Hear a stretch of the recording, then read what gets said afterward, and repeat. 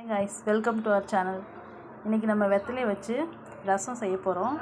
இது குழந்தைங்களுக்கு சளி பிடிச்சிருந்தாலோ, குழந்தைங்களுக்குன்னு மட்டும் இல்லை, பெரியவங்களும் சாப்பிட்லாம். சளி பிடிச்சிருந்தா இதை மாதிரி வச்சு சாப்பிட்டோம்னா நமக்கு டக்குன்னு சளி சரியாயிடும். இந்த வெத்தலைக்கு வெத்தலை ரசத்துக்கு ஒரு 4 வெத்தலை எடுத்திருக்கேன்.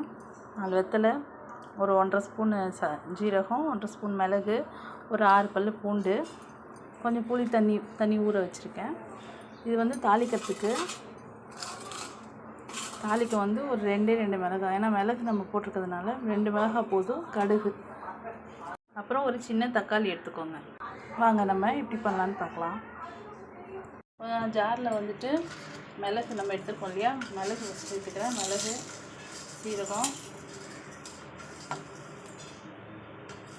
பூண்டு, மிளகு, சீரகம், பூண்டு எல்லாம் சேர்த்துக்கிறேன்.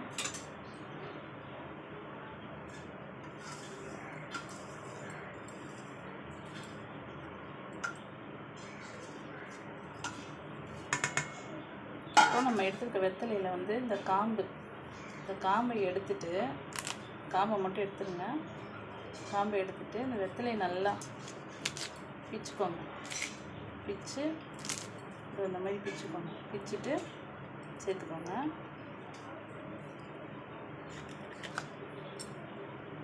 இப்போ நம்ம ஒரு கிரைண்ட் பண்ணிடலாம். அதை நான் கிரைண்ட் பண்ணி எடுத்துட்டேன். வெத்தலை, மிளகு, சீரகம் எல்லாம் போட்டு நல்லா அரைச்சி எடுத்துட்டேன். இப்போ நம்ம தாளிச்சிடலாம், ரசம் தாளிச்சிடலாம். நம்ம அடுப்பில் கடாய் வச்சிட்டோம். இப்போ நம்ம அரைச்ச விழுதில் சேர்த்துக்கலாம்.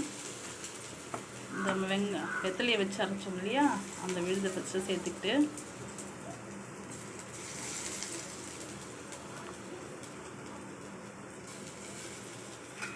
லைட்டாக ஒரு வதக்கிக்கோங்க.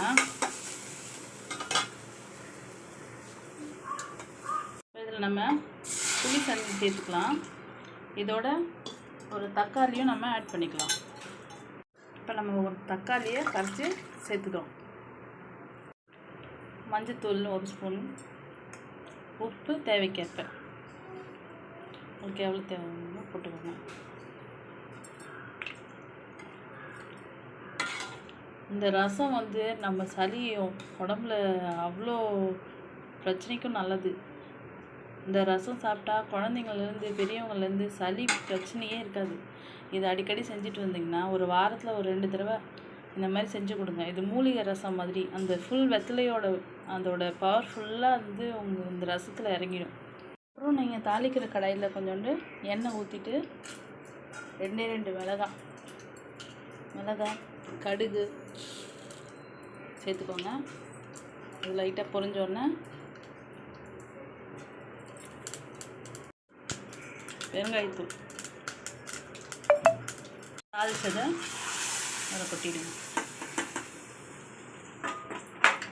இதுக்கு நம்ம கொத்தமல்லி, கருவேப்பிலெல்லாம் போட தேவையில்லை, ஏன்னா இதுவே நல்ல வாசனையாக இருக்கும் உங்களுக்கு.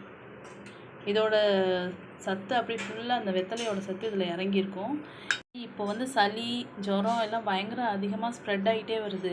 இந்த மாதிரி அடிக்கடி நம்ம வீட்லேயே என்னென்ன செஞ்சு சரி பண்ண முடியுமோ நம்ம உடம்பை சரிப்படுத்திக்கலாம். எல்லாத்துக்கும் எடுத்த உடனே ஹாஸ்பிட்டல் போக வேண்டாம். இந்த மாதிரி பண்ணிகிட்டே வந்தீங்கன்னா, இது செஞ்சு கொடுத்துட்டே வந்தீங்கன்னா ரொம்ப நல்லது. டக்குன்னு உங்களுக்கு சளி சரியாகும். சின்ன குழந்தைங்களுக்கெல்லாம் உடனே தூக்கிட்டு ஹாஸ்பிட்டல் போக வேண்டாம். இந்த மாதிரி செஞ்சு கொடுங்க குழந்தைங்களுக்கு. வீட்டில் செஞ்சு பார்த்துட்டு எனக்கு கமெண்ட் பண்ணுங்கள். நன்றி.